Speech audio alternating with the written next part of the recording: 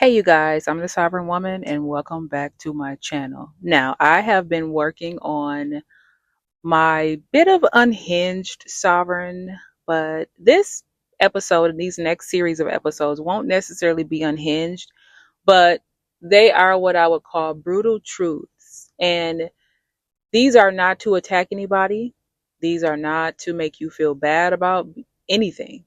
It's to point things out, the mistakes that we, myself included, as humans, the mistakes that we make on a regular basis that we may not even be aware of. And the truth is, the brutal truth is that most of your problems in life are self inflicted. Now, I know a lot of y'all are going to hear that and be like, what the hell are you talking about? I didn't ask for this. I didn't ask for that. But it's not about if you asked for something or not. It is about your choices, your everyday choices, your decisions that you make. Now, this is going to be cut up into, I want to say 5 parts. Don't quote me on that. It could end up being a few more than that. But I started this one with red flags that we ignore because this is a huge one.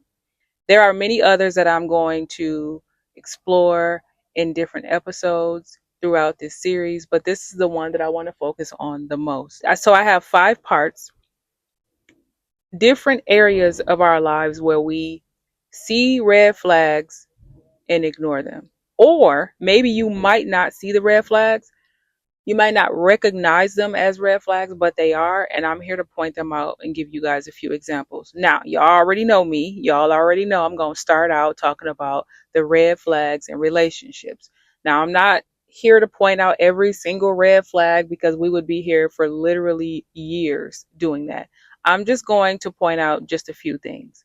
So, when it comes to relationships, when a man jokes in a way that cuts you down, and then they tell you you're being too sensitive, or I'm just joking, I'm just kidding, remember that men are never joking. What men usually do is throw a joke out there and see how you respond.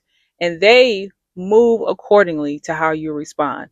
But if they're cutting you down as a joke, that is a red flag. And if I were you, I would not argue with them. I would not give them a second chance. That is their character. I would get out of that relationship. That's just me. You may think that's like a little extreme, but what's really extreme is staying in that because that behavior is only going to get worse.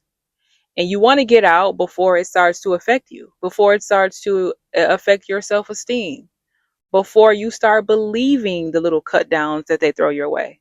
So, yeah, that is a red flag. And a lot of women ignore this stuff. We also ignore inconsistent communication. So, like if a guy is like texting you all day one week and then ghosting you the next, red flag. But y'all ignore that and y'all go and chase and call and text like, hey, I'm just worried about you. I just want to make sure you're okay. I am guilty of this. I have done this many times in my past. And I know this is something that we do. I'm worried about you. I just wonder how come I haven't heard from you in 3 days. Ladies, if they wanted to hear from you, they would have. Okay. That's just facts. Another way is, they never take any accountability. Somehow everything is your fault. And this is a big one. Your gut feels uneasy around them, but you brush it off and think that you are tripping. You think you are overthinking things. That is a red flag. There is a reason why your gut feels uneasy around them.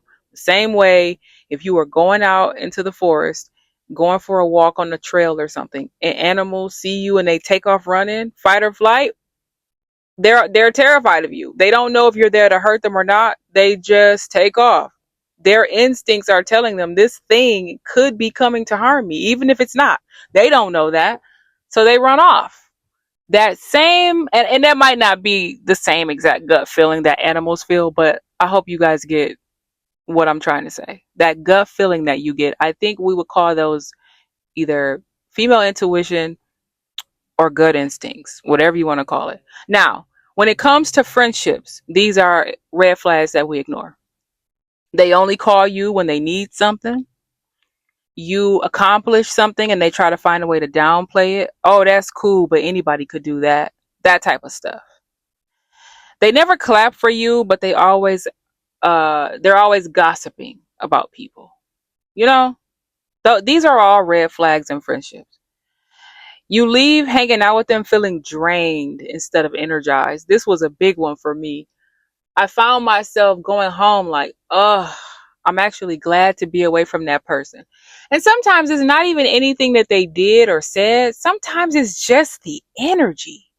And you might not even know, but if you feel drained around people, even if they haven't done anything obvious or anything outlandish or out the way, that is like a spiritual tap on the shoulder, if you will, that is letting you know that maybe that person just used you for your energy. They drained you of your energy.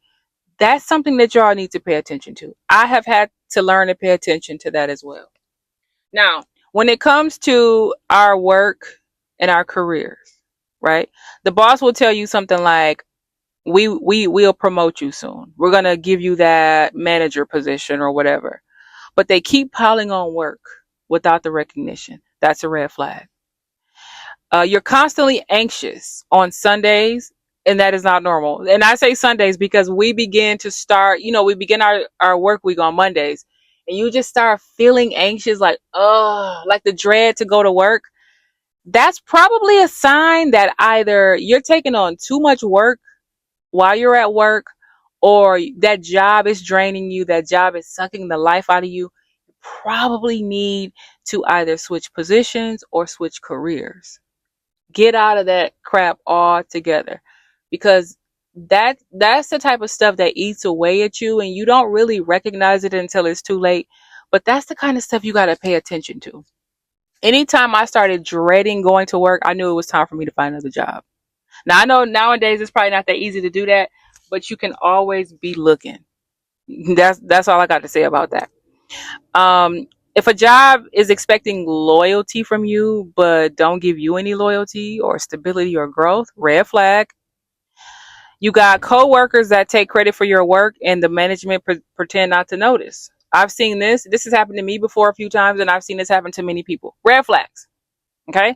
Now we're gonna move on to like our lifestyles, the way we spend money. So if you tell yourself, okay, it's just $5 here. No, it's just $15, $20 there. But then this happens every single day. Trust me, I am guilty of this. That's a red flag. You know, if you are out here spending more money than you should be spending, which I am guilty of that. Still, I have gotten a lot better, but I still got a long ways to go. I am telling y'all from personal experience. Then when things happen and you're like, oh, this and that, oh, I got to do that. You did that to yourself, because at the end of the day, we be blowing money on crap that we don't need. And then when some huge expense come up, it's like, oh shit, that's self-inflicted. I'm just here to I'm here to let y'all know. When you say I'll save for later, but later never comes, if you stay financially tied to people who have already shown you that they are not trustworthy and they can't be trusted with money, really rethink that. Now, the last part of this is personal growth. I'm guilty of some of these as well. So always saying I'll do it tomorrow. Then tomorrow comes. I'll do it tomorrow. Then tomorrow comes. Oh, I'll do it tomorrow. And we start procrastinating. Procrastinating is another brutal truth that I am going to get more in depth with in a different video. That's a whole nother thumbnail in and of itself. But we procrastinate and then we pretend like nothing is our fault. When everything blows up in our face, now all of a sudden it's like, oh, I don't have enough time.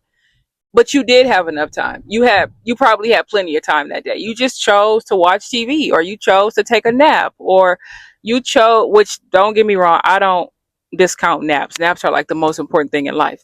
But, you chose to do something else other than what you should have been doing. We have the time. We can find the time to do things that we really want to do or that we need to do. We just usually don't feel like it. And so that's our reason. As far as personal growth, if you start feeling jealous or bitter towards others when they succeed at something instead of feeling inspired. Now look, I can't relate. I always feel inspired when I see people growing, when I see people accomplishing something. Hell, when I see people laughing, when I see people having one of those gut belly laughs. Sorry, y'all, my truck is being loaded. One of those gut belly laughs, and I have no idea what they're laughing at. It just makes me laugh. Laughing is contagious as hell. I'm the exact same way with laughter that I am with people accomplishing something. I'm inspired. I don't understand the feeling jealous emotion that people have. That is so ass backwards to me. But in your personal growth, you will stunt your growth with that mindset. Just not being happy for others. And I'm not saying you got to walk around just being happy for everybody all the time, even when you're going through things. That's not what I'm saying. I'm saying in your general spirit, generally speaking, on an average day, you shouldn't feel jealous or bitter about people. That is going to hold you back. Instead, be inspired. Also, if you're constantly seeking validation on social media or from a man, which that's going to be another separate video within this series, you are stunting your growth and you're self-sabotaging. If you are ignoring your health, you're in pain, you're tired all the time, you're stressed, but you aren't doing anything about it, you're numbing it with like distractions like, I don't know, smugs or alcohol or pills or whatever, you're self-sabotaging. These problems are self-inflicted. And I am not saying that you are not allowed to find vices to help you get through things. That's not what I'm saying. I'm pointing all of this out so that you can first recognize it, because you can't change behavior unless you first know that it's a problem. You have to recognize and acknowledge that it's a problem. That's the first step. So that's going to be it for this video. I am going to get more in depth with all the ways that we self-inflict our own problems. I hope that the little tidbits that I put in this was able to shine some light on some things that maybe you hadn't thought of. Okay? Leave your comments below. Let me know what you guys think, and I'll catch you in the next video. Bye. All together, girls. 1, 2, 3. Fuck these men on the internet. They don't know what they want, but they will see what they can get. Oh, go and waste your one and only precious life while pretending not to have a full receding hairline. So keep your eyes